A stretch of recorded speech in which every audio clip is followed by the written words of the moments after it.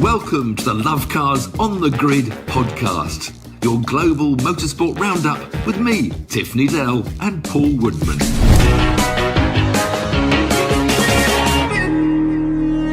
Welcome to Lovecars On the Grid, your global motorsport podcast roundup. It was a pretty exciting weekend of motorsport all over the world. We start off at Holland for MotoGP, that was at Assen. We go to Kenya in Africa for World Rally Championship, America for IMSA, and of course there's NASCAR and Formula E as well. We go back to Holland to catch up with the F1 Academy girls at Zandvoort.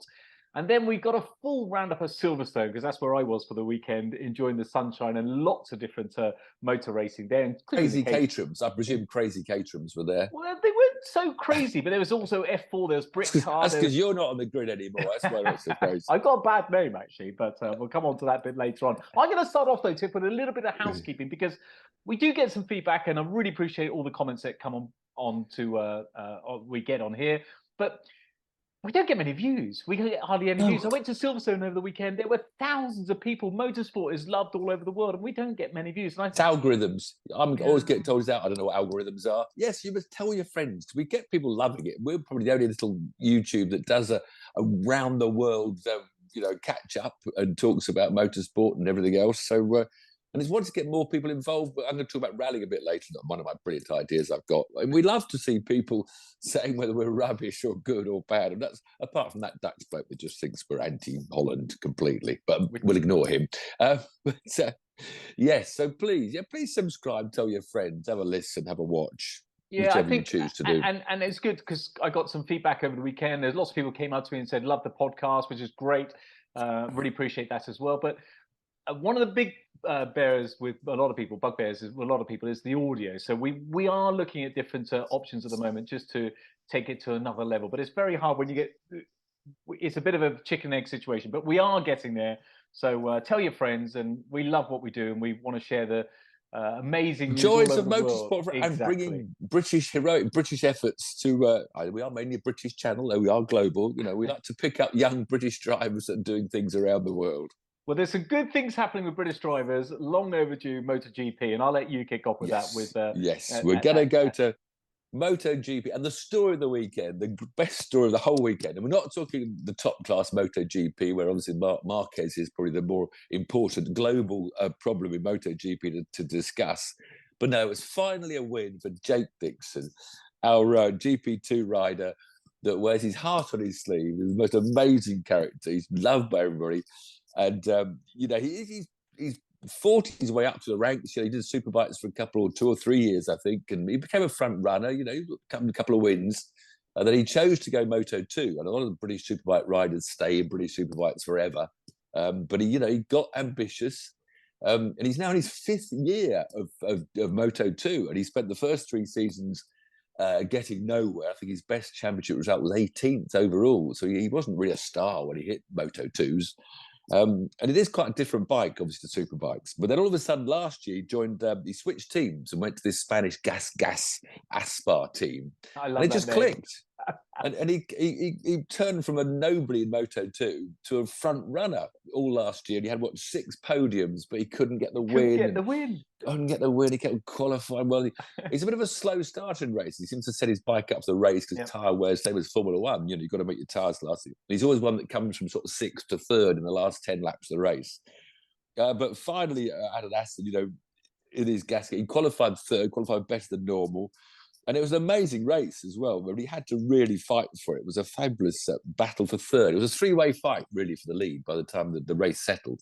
The Japanese kid was out front, Ogura, and Jake was battling with Pedro Costa. This highly rated kid we all thought was going to be the next superstar.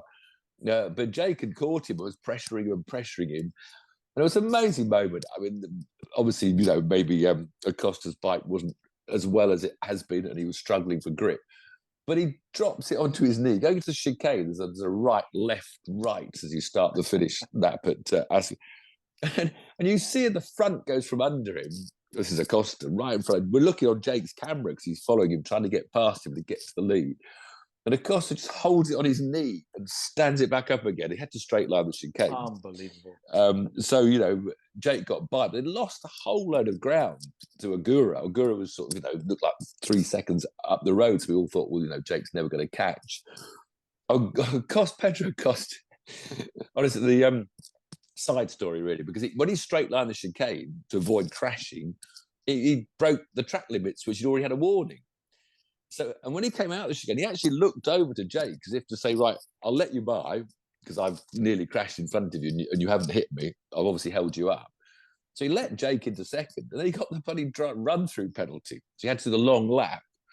And to add to a bit more controversy, on the long lap, the competitors noticed that he just touched the green on the apex of the long lap, which to everybody else has happened ever since long laps and these very strict track limits, which are easily seen in bikes. That's the thing, car people say, well, why can't we do a bike still? Bike, as soon as those little two thin tyres are on green bit, it's very visible. But normally that means you have to do the long lap again. But they didn't make Acosta do it for some reason. So it's got a bit of Acosta favouritism being shouted at by his competitors. But anyway, speaking of favouritism, I know who was the happiest at Jake's win. Do you know who was the happiest? Well, Susie will be in tears. Exactly. She was over the moon. So now Jake started this catching Agura, and we didn't think he'd make it. And then he was relentless. And he got onto the back of Agura. Now they're all struggling. It was very, very hot in Assen, and I think they're all struggling for tyre grip. But again, Jake had kept his bike, better tyre conditions than the others maybe. But it was all a bit heart in mouth. With 2 laps to go, he outbraked him into turn 1. He came with better traction. But then he sort of moved Agura almost off track in the braking zone. I think it was almost a slight touch. I think you could tell the commentators, myself, I was thinking, oh, God, he's going to get a flipping penalty now. No, he's going to get a penalty for contact. And I think we couldn't get too carried away with the wings. Everyone was sort of slightly breathing in to think, oh, he's going to get a penalty. But he didn't get the penalty, and he stood on top of the podium. He was on his knees. He was in tears. The world was in tears. The other riders were not. I know Agura was a bit peed off, I think, but Acosta sort of said, "I finished third, but I'm so happy for Jake. I think he's absolutely loved by everyone in the paddock." Brilliant. It was his 74th Moto2 race, and he's finally had that win. Which, I mean, we all thought he'd actually be a big championship contender this year, but he had just had a bad start to the year. Didn't quite get going. He's now up to third. But I think he's just a bit too many points away from Arbolino and Acosta. I think the front two are going to, one of those is going to win the championship. I think Jake, unless something really strange happens. So yeah, wonderful, super headline, super happy story. And the man from Dover, and he talks about, he's come from his hard way up through the dives, and that's brilliant. Yeah, good for him. Well done, Jake.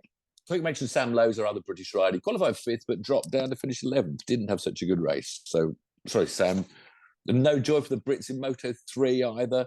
Scott Ogden qualified 13th, which is better, come back a bit. But then I think he went right and went through the gravel, finished 22nd. Josh Watley crashed out.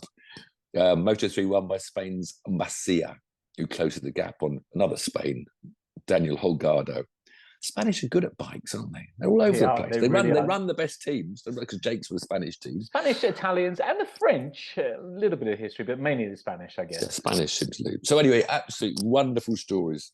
The MotoGP itself, to get back to the sort of international story of the weekend, was Marc Marquez, who's just in the wars. We've talked every last few races we've followed about him crashing. He's trying to make the Honda go faster than it's able to go. And after his 5 crashes in Germany, where he battered himself up, they found out afterwards he'd not only broken his hand, he had a fracture in his hand, his ankle, and a rib. So he's pretty battered. Then in qualifying, he runs into the back of Bastianini. And I think Bastianini, they all sort of, he'd backed off. So he was trying to be a bit like in Formula One. He was pulling away to the side. For some reason, Marquez just slammed into the back of him. I think Marquez says he was actually backing off and looking behind him to let other faster riders through, so not to hold people up. Anyway, he goes to the back, so down he goes again, qualified 17th, did the sprint race, and he finished 17th, but he was just in too much pain, and he pulled out of the Grand Prix. And, he's got another year's contract with Honda through to the end of 2024, but the Honda boss, Alberto Puig, says he can leave Honda if he wants to, but where he can get a seat, nobody knows. Who wants him? I think any team manager would want him, but so many teams they've got their contracted riders. I know. He just won't back off when he hasn't got no. a. He's not really hot-headed. He's just trying to make a Honda go faster than the Honda wants to go. And he's such a character, it's such a shame. What's the opposite of smooth? No, he's smooth. I think he's smooth. You think so? I'm not very really educated enough to. I think something like Jack Miller sort of rags his bike around, and so does Brad Binden. Yeah, but they stay on. A few that typically. Well, not Mark Miller didn't stay on this. So that was a bad time to say Miller stayed on because he probably dumped it in the Grand Prix. Maybe he's just unbelievably super ultra competitive and just can't resign to the fact that Honda's not as fast as anything else out there. So, but we all need Marc Marquez back on a competitive bike. He's now going to miss the next race, so he'll be back having more operations to various bones in his body. Poor man, amazing character. Anyway, Marco Bezzecchi won the sprint race in the VR46 satellite Ducati, holding off Francesco Bagnaia, who's just dominating this season, really, to be honest. Bagnaia led briefly, but it wasn't a frantic sprint race like the ones we've had. Brad Binder, who is always very dramatic, he was third in the sprint race, but then he'd done a green, touched the green on the last lap. The first, if you get your warning and then you do it the second or third after the warning, you get to do a long lap loop. But if it's on the last lap, you get, I think it's a 5-second penalty. So Binder didn't get on the podium and actually handed third place to Fabio Quartararo, the French rider on Yamaha. That's also having a miserable time, almost as miserable as Marc Marquez's year in a Honda. He qualified fourth, though, this out of the blue, really, Quartararo. And although he got on the podium by default of Binder in the sprint race, but then he had a huge shunt in the main race. He went down to the very fast corner and tumbled and looked very hurt and winded. So Quartararo makes a brief comeback to glory and then back in the gravel. In the main race, Bagnaia put all the Ducati satellite teams back in their place, beat Bezzecchi in the main race to win again. So Bagnaia's looking pretty good for another title, I reckon. And Binder finished third again on the road. And guess what he did on the last lap of the race? Tried to hold third. He touched the green and had to get put back to fourth. So Binder lost 2 podiums. And he gave that second race podium. It was quite good. It wasn't all Ducati domination quite so much because Binder dropping out. First, it gave Yamaha a podium in the sprint, and then it gave Aprilia a podium in the main race with Alex Espargaro. So always good stuff. Assen, the Dutch love them. It's a brilliant track for bike racing. Huge crowd. No, it's very much a bike. They do sort of more national circuit. There's no big international races. I think DTM went there once maybe, but it's one of the bike world's favourite places and huge crowds and great atmosphere. Good. Let's go to Kenya. Yes, I mean, it was a safari rally. It was the typical rough, rugged, car-beating. And, of course, nowadays they're running these sort of sprint rally cars pretty much. Like Le Mans is now a sprint. It was in the old days with Mr. Curbs. So, the safari rally used to be an endurance event, but it's still tough. And Toyota repeated the 1, 2, 3, 4 finish they got last year. Well, let's not forget they did for when they had the problems going through North Africa. They actually took the Dakar there as well, didn't they? So for a few years. Yeah, Toyota, they're rugged. So Toyota dominated, but it was actually a very close race. It was more a question of which Toyota had the least damage during the event. I mean, Seb Ogier, once again, he won it in the end, and he showed his apprentice, Kalle Rovanperä, the young pretender, as it were, how to survive a safari. But even then, it was only about 6.7 seconds apart at the end. I think Ogier went through a bit of a bush with the back of the car. It ripped his wing and his tailgate off. So then the car's full of dust. They all had dust in their faces and muck. I mean, amazing. They're all overheating. There was rain and lakes. I mean, it's a real endurance. Who is the Audi driver, the rally guy that I know? That I don't know. I interviewed him at the end of the race. Who was that? Walter Roll. You had when and which? Remember at the end of Dakar that time. At the end of Dakar. Oh gosh. But I asked him what does he prefer. That was Walter Roll. It was Walter Roll. I said, what do you prefer, the dust and the heat or the mud? And they actually prefer the dust to drive on, but certainly not in the car. But they said the mud's just horrible and you're getting stuck all the time. Elfyn Evans again, the Toyota bridesmaid, finished third. In fact, he was battling with Takamoto Katsuta for that third place of the podium, but he got out ahead of him in the end. World of endurance rallying dominated by Toyotas. But Now, moving on, because what's your brainwave? What's your idea? Not reflecting what happens in the Kenyan rally, because obviously this is tough on everybody. Punctures in rally. Now, rally, as I've just said, the world races now, they're so fast. It's a sprint event, especially the tarmac events and even on the loose gravels, they're separated by tenths of seconds. Amazingly close competition, which is brilliant. The problem is now that if you get a puncture, because it's so close and the whole rally's decided on seconds, instead of the old days going back, you'd win by 5 minutes, or a lot of big gaps in the olden days. So I've come up with a brilliant theory to make rallying better. Here we go. Because if you have a puncture now, you're out of the rally. Yeah. That's it. It's so tight. Much, yeah. Because it's so tight. And, we had this situation with Ogier. Not only did he have a puncture, he then got penalised because he didn't put his seatbelts back on, because obviously you're rushing to get in the car as soon as possible. His hands device wasn't right, so he got more penalties and penalties. So, because it's all sat-nav and everything, there's cameras in every car, I would now, as soon as the car comes to a halt, to when it moves again, that time is taken off your stage time. So instead of losing 1.5 minutes, you might lose 10 seconds, right? Which will make it more exciting and not make the lottery of a puncture ruin your rally. Now, I've already had someone on Twitter. I suggest this brilliant idea on Twitter.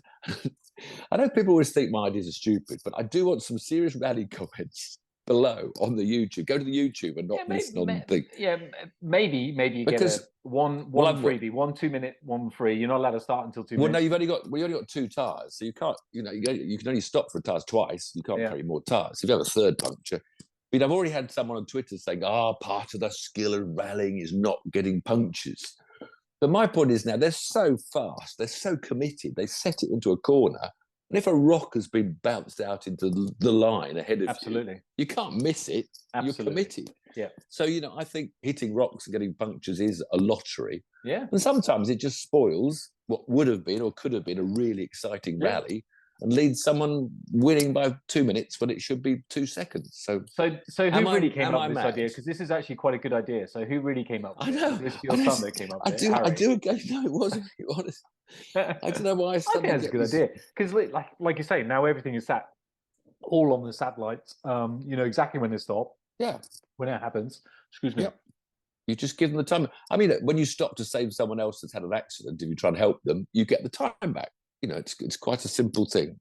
So I don't think I'm mad. Tell me below. I want to know. Please, some of you say that's a brilliant idea, Tiff. That is a very good Where's idea. a rallying commentator? I must tweet to, I don't know who the guru of rallying is. Because you do not want a race to be, the result of a race based on luck. And I know it's not always like that, but if you've got the best driver, the best car, the best everything, but they get bad luck with a puncture, that could be eradicated. Yeah, good idea. Yeah. I like it. Whoa.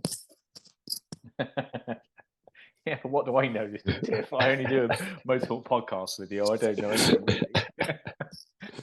Good, I like that. And feedback below, please, for Mr. Needell on his wonderful brilliant rally change. So IMSA, America. Over the pond. Loads going on in America. Called it a pond. Yeah, big 3 major international events in America. Yeah. I haven't seen all the action except for I saw the E's. The best race surely was IMSA at the Glen with the hypercars, the LMHDs, which the Americans call GTPs, which is what they used to call their top sports car class. So they don't bother with the LMHD, but it is the same cars that went to Le Mans. It's slightly a shame because it was a brilliant finish, all on the same lap at the end of a 6-hour race. Porsche took the flag first ahead of BMW second, Cadillac third, and the Acura Hondas fourth. So fantastic. 4 manufacturers. Amazing. First, unfortunately, the Porsche had a skid block that was millimeters too thin or something. So the poor old Porsche got disqualified, which was a bit of a shame because it's always a shame when you after 6 hours. I know. So the BMW had its first win, and they pretty needed a thing. But that was the Rahal team that I met at Indy. They run those cars, the BMW hypercars, GTPs, and which is quite good news for the first win. Nick Yellerly, the British driver, was one of the Brits sharing that car with the American Connor De Filippi. So we had a British one on the podium for the main event. British driver Ben Hanley was one of the crew in the LMP2 winners. And the British pairing of Jack Hawksworth and Ben Barnicoat won the GTD Pro class for Lexus. So that's good news all round. A good weekend and just great spectacle. Watkins Glen, plenty of action. Is it a handicap system over there with weights? No, so they're all equal. I think the GT. I'm not sure whether the GT, the Hyper LMP, LMHD, or what they call GTP cars are all the same weights. Because they run spec hybrid systems. They run a spec gearbox, specs hybrid regen systems.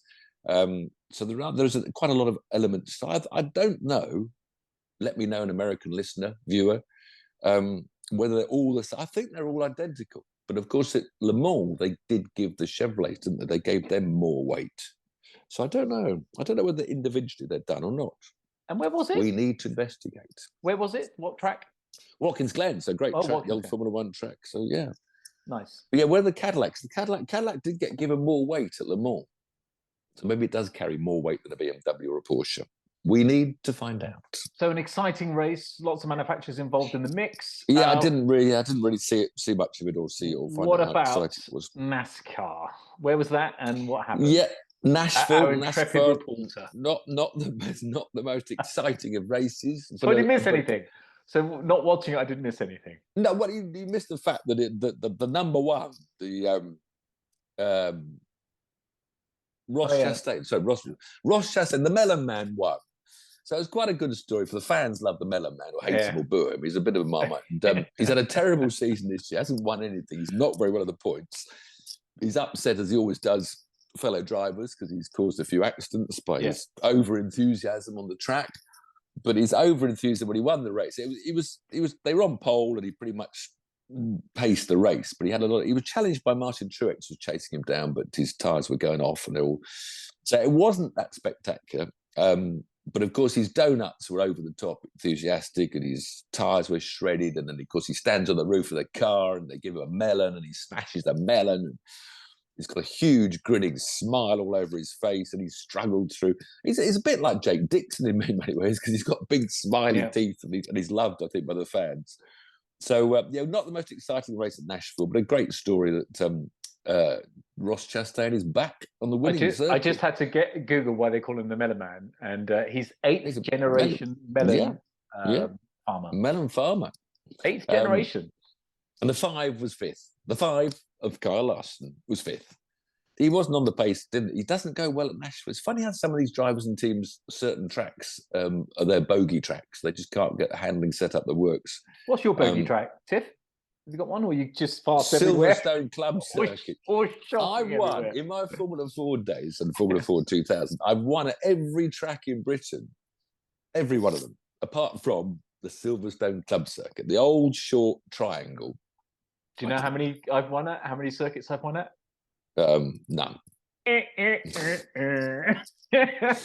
So yeah, Silverstone Short Circuit was my bogey track. So you're not the most spectacular NASCAR race, but this weekend we'll come to you later. You'll have to watch NASCAR.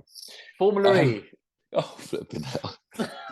How was it with Dan Ticktum, by the way? Because that was so naughty how he spoke. He was still in the team, so he wasn't binned. I would have. So they went to Portland, which is a full-on IndyCar circuit, and it's made up of a huge wide. The main straight is a runway, very wide, and then most of it's fast and flowing. And of course, all the drivers were predicting that because there's not enough hairpins, not enough big degen slowing zones, they're going to have to lift and coast massively. And you couldn't lead. You had to get out of the lead so you could slipstream somewhere else. Oh, and it was laughable. But I mean, even before all the fun started, the DS Penske team, they were both put at the back of the grid, John-Eric Verne and Stoffel Van Horn, because they were caught stealing data with a scanner. So this is what? No way. This is why all motorsport is too scientific now. So what they were doing is, as the opposition cars came into the garage, they had a scanner on the way in to see what mold number of tyre, because I think they obviously have different batches. Wow. So they were trying to. So when someone had done a good lap time, they could check with this scanner what tyre batch it had come, something like that. So anyway, Penske couldn't put it back. Wow. However, everyone was saying it didn't matter where you qualified anyway, because nobody was going to. It was a 40-lap race, I think, something like that. Hold back, hold back. Nobody was going to race until about the 38th lap. They're all saying you just have to conserve. So we had this spectacle. They were coming down the main straight 5, 6 wide sometimes. And they just was this huge pack going incredibly slowly for 30 odd laps or 20. I don't know if the race was 30 laps or 40. And for 90% of the race. And they were just all sort of after you, you after me, and they bumped into each other occasionally, and they sort of sought to get a better position. And so it was all down to the team that's got the best computer and the best drivers that are keeping with the pack and saving energy. And again, it's the top 2 energy savers, really, the top 2 in the championship that did it best. So it shows us a skill that, even the teammates weren't with them. So Nick Cassidy in the Envision team got to the front of the pack with the 3 or 4 laps to go and led to the finish. And pole position man Jake Denis in the Andretti, which has got the Porsche engines in it. Envision's got the Jaguar engines. He came second. And there's only 1 point gap. I think Cassidy's 1 point behind Jake Denis. It's quite an exciting points thing. It was a double header at Berlin and then a double header in London to decide the championship. And for those that maybe don't listen to this every week or regularly, we can't speak more highly of the drivers. But the race series we're not particularly enamoured with. But the drivers are some of the world's best drivers. But it's just it's not racing. It's and the point is, if you're a sort of a teenage child that's never been to a motor race before, and you were taken to Portland to watch these world Formula E championship, you might have thought, wow, that's close. They're all 5 abreast racing. Look at them racing into the third. They're 5 wide houses. Well, in fact, they're not really racing. But if that gets people interested in motor racing, then that's a good thing, Tiff. It's more like Tour de France. Bicycle fans might like it. Tour de France, of course, they all cruise around in a pack, chatting to each other for 80% or 60% of the whole Tour de France. And then when it comes to important bits, the sprinters come to the fore. So Formula E has become a sprinters race. Who can save the most and then have enough left to sprint to the finish at the end? It's not for me personally, but if they could race flat out, then I think it'd be a very exciting series. Nice, but they can only do 10 laps. But it's 10 laps. They only do 10 laps. Not much telly, is it? 15-minute race. No, it's not. When you travel all around the world, and when you look at the garages, each team's got 8 boffins with screens and computers. Oh my goodness! And all we want is a few grand for our podcast, and you've got millions to spend on this. Oh dear! Right. So that was it. Let's go back to you before we go to the crescendo, which is Silverstone, and there was a load happening, so we need a bit of time for Silverstone. Let's go to Holland because I think it's quite good. They had the F1 Academy skills, Zandvoort, but it's because we don't see much. I think you can probably find videos of it on the internet if you go searching. Formula Ford, isn't it? It's typical similar sort of thing, single seater. No, Formula 4. Sorry, Formula 4. So they're wings and slicks. Yeah. There were 2 wins. Anyway, these Emirati sisters, the Quabassis, seem to be doing quite well. And Hamda Al Quabassi won 2 races and now is only 5 points behind Marta Garcia in the championship. But the Al Quabassis, they raced the Winter Series Formula 4, proper Formula 4. We'll come on to that in a moment. We looked up in January and February, and they were finishing 28th and 29th. Yeah. Behind 26 young boys with not a lot of money, but lots with money. But Abby Pulling, I don't know. We really thought Abby Pulling, the young British lady, would go. She was so good, W Series. I know, she was so good in W Series, but she doesn't. I mean, it's a downgrade. So she did Formula 4 in England for 2 years, or 1.5, because she ran out of money, but she never won in Formula 4. But she had a 7th and a 10th, and I think in a retirement. In fact, Jess Edgar was the best British girl. She had 2 4th places. But neither of them are really challenging. They're both racing the Carlin team. Maybe the other teams have got a slightly better car setups. Who knows? But one thing that Abby, if someone could tell Abby Pulling, and all you kids out there in racing, what really annoys me is I try to follow you, and I go on Twitter, and I follow a driver, like William McIntyre, who's doing Formula 4. He responds, and he always puts his results up on his Twitter. And when things are bad, you've got to put your results. You can't just say, I'm going to racing Zandvoort. And I think Abby said, it really suits me. I've been there before. But you've got to allow your followers to follow you, and then put a tweet on Monday. Had a rubbish weekend, so you know. I'm not saying this is Abby, but all the drivers that them. don't do it, they don't do it because it's bad for the sponsors. Yeah. But take a bit of ownership. Take some ownership, and it didn't go well. And give us the reasons, but give us the results, please. Yeah, because my brother runs Barwell Motorsport. It really used to. I'd follow him for the Spa 24-hour race or something, and you get only 4 hours to go, and we're running first and second in class, and then there were no more tweets. Yeah. so and because it went wrong, nobody thinks, but you've got to always tweet your bad. Yeah, you want that's to a good use point. social media, tweet the good and the bad. Yeah, I agree. So, but Formula One Academy, they've got 2 weekends left, I think. Where are they going? Well, I don't know. I've got it written somewhere. But anyway, I think they're going to be at the American Grand Prix, the only Grand Prix they support. And the Academy, yes. They go to Paul Ricard at the end of July. Let's go to the proper Formula 4. That was the headline at Silverstone this weekend. Did I tell you I was at Silverstone this weekend? Yes, sure. Yeah, you didn't mention it. Don't mention it. I apologise in advance for my pronunciation of any names. Tiff is bloody brilliant at this. I'm rubbish. But Formula 4, it was good. These guys are so young. I took Oliver with me, who's 12, my son, and he doesn't look that different to a lot of the kids there. I think he can be 14 to drive Formula 4. So Koskinen Ifram won the first race. There were 3 races. Noah Liesel, second race. Lyle, probably. Yeah, and then the third race was James Piskey. The trouble is, you have to always, when you look at these results again, it's hard sometimes to find it. You have to know which was the reverse grid race. I know. Well, because Formula 4, they reversed the entire grid. So the bloke starting on pole is the slowest bloke, but then he just does his best to hang on. It was a bit dull, I'll be honest with you. I mean, maybe because the Caterham racing. I'm not blinkered to this, but it is racing. There is because they've got slipstream. Because they've got slipstream. I know. And going back to Formula 1, I was now trying, as I said to you, I've said on this podcast, that I was trying to imagine DRS is now just giving a Grand Prix car slipstream.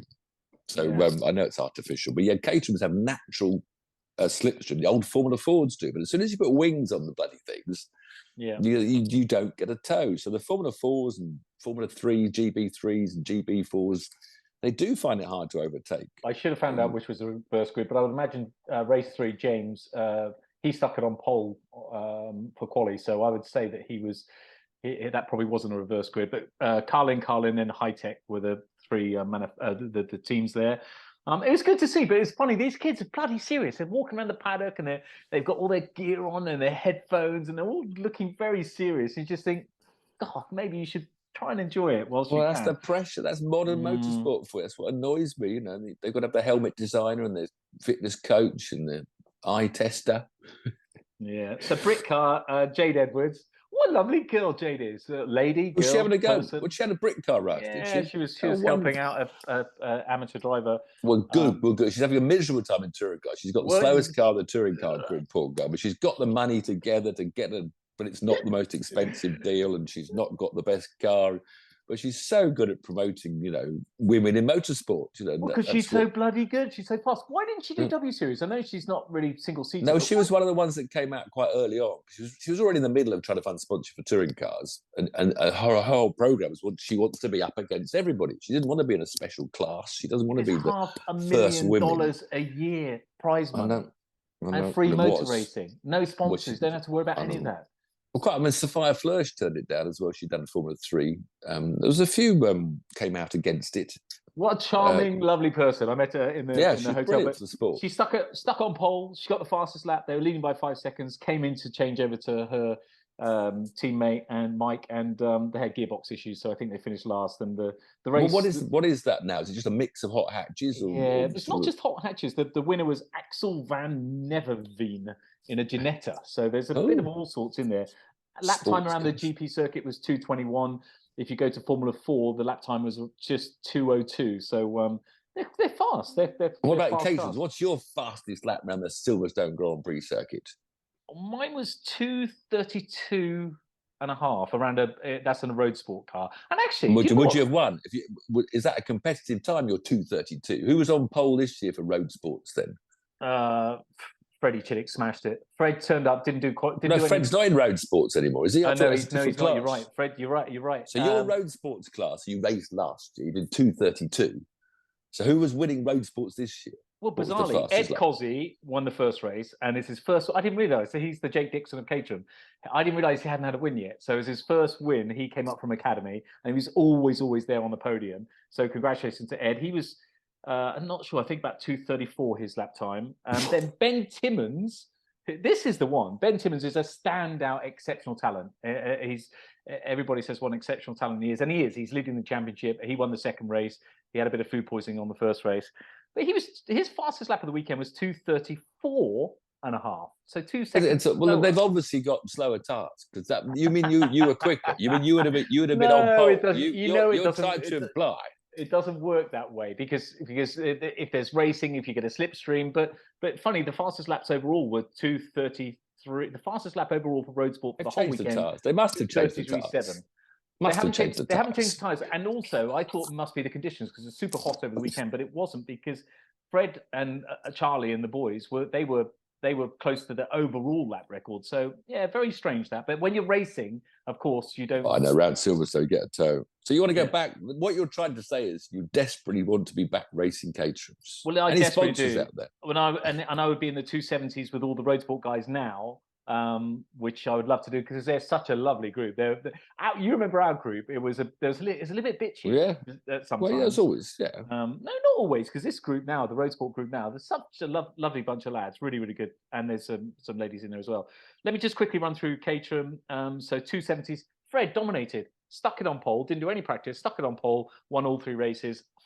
Him and Charlie Lower stand out above everybody else. It's just those two, really. So well done for Fred. And then in the 310s, so Don Mansperger's winning the championship. He won first race, Harry Cook second, and Lars Hoffmann, his German colleague or friend, won the third race in the 310s. And finally, the fastest laps of the weekend were set in the BEC, British Endurance Championship, of an Audi R8 GT3. They're doing lap times about 2 minutes, but there's so many different classes. So you've got A, B, C, D, E, F. And there's 16 seconds difference in those Everyone's classes. a winner. Everyone's a winner. But Peter E. Craig and Marcus Clutton won that. And there was an Aston Martin Vulcan racing in that same race. You got all sorts of things. You got an Aston Martin Vulcan worth $2 or $3 million. Variety is the spice. Variety is the spice. So it's a clubby meeting. But let me qualify one thing. For the amount of people that said, oh, I saw you crash into that AMG Mercedes on the first lap in a Seat Cupra. It was Ashley Woodman, no relation to Paul Woodman, that crashed. I was there. So you're getting blamed for crashes in races you weren't even in. I always get any crash within 100 yards. It's my fault. So I was there as a guest of Caterham, and I loved it. But I watched lots of racing, met with a lot of people. As I said, so many people came up and said they love this podcast, but it doesn't look like it when you look at the viewing figures. So please share it around. Tell your friends, tell your dog and your cat and your neighbours. Only half an hour. And rally people. And we tell you what's on next weekend, you see. We tell you what you might be missing. You might miss it if you won't listen to our podcast. We've got the Austrian Grand Prix. I don't like the Red Bull Ring. It's not the most exciting track, but it's spectacular scenery. Formula 1, Formula 2 and Formula 3. Then we've got Mid-Ohio, IndyCar and the Indy NXT with Jamie Chadwick, of course, trying to get up the grid a bit further, which is a great track, spectacular. I bet I don't mean to be disrespectful, but I bet Jamie is one of those ones that doesn't put her results on Twitter. Well, they should. Britain World Superbikes comes to Britain, so you can go and see Razgotlu and all the others battling away in there. Chris Rea. Where's Spa, that? Tiff? Belgium, Donington. World Superbikes at Donington. Or you can pop over and in the tunnel or over the channel and head to Spa for the GT3, the 24 hours. Absolutely. It's almost, it's growing in reputation. And it's almost like going to Le Mans. If you get the camping going, and a lot of big British fans go for the Spa 24 hours, an epic race always. Whereas over in America, apart from the Indy NXTs, we got this spectacular sounding Chicago street race. So it's a new track for NASCARs, and I think it's bumpy and tight, and you're going to have 40 cars going around between the walls. And in amongst them is going to be our Jenson Button, who, of course, did one NASCAR race. I forget where. He was at Road America, he did one, didn't he? Then, of course, he did the Le Mans 24-hour race. So he's becoming a bit of a NASCAR fan. So he's in one of the cars at I love Chicago. Jenson. I love it. What's he like in real life? Is he a nice guy? Yeah, lovely. Just as lovely. Yeah, just brilliant. Yeah, just nice, relaxed. And also, as I mentioned, I got the wrong race last time. This Kiwi, the Australian supercar superstar Shane van Gisbergen is coming over to race around Chicago. And I think I'd back Van Gisbergen to be ahead of Button, to be honest. It's more his scene. So lots of very different forms of motorsport that you can enjoy at the weekend. And I can confirm that Silverstone are well and truly getting ready in 2 weeks' time for the British Grand Prix, because they've got all sorts of construction going on, including the most bizarre thing, Red Bull. I mean, who thinks of these things? Red Bull have put a skate ramp up between the hospitality and the track, so you can't see the track. You see the skate ramp. Just nuts. Red Bull. Which hospitality? Where the Hilton Hotel is, the new Hilton Hotel. Oh, down there. Overlooking the start-finish line, overlooking the new pits. And they say money doesn't talk. Well, it does talk, because Brad Pitt's Formula One film, they wanted to film on the last Thursday. So they just cancelled the track day. So all these people that paid their money, booked hotels, they just cancelled it all to allow them to have an extra day filming on the Thursday, because they're going to be there. They're going to be filming as if they're a team in the British Grand Prix, a Hollywood film within the Grand Prix. So there's going to be 2 more cars, I believe, on the grid for the British Grand Prix that aren't in the race. That is just the most bizarre thing I've ever heard. Have you heard of anything? They won't be on the grid, though. Apparently they are. All the teams have agreed to it. But when they not start? They will start, and they will do a lap or something. Who's driving them? You'd have to have a super license. I'm going to have you to find can't be on the... I'm going to have to find out this information. But that's what cars have they got then? That's what I was told on the weekend. We'll find out. I'll find out. If you know before me, let me know in the comments. What cars are they running? Who are the drivers?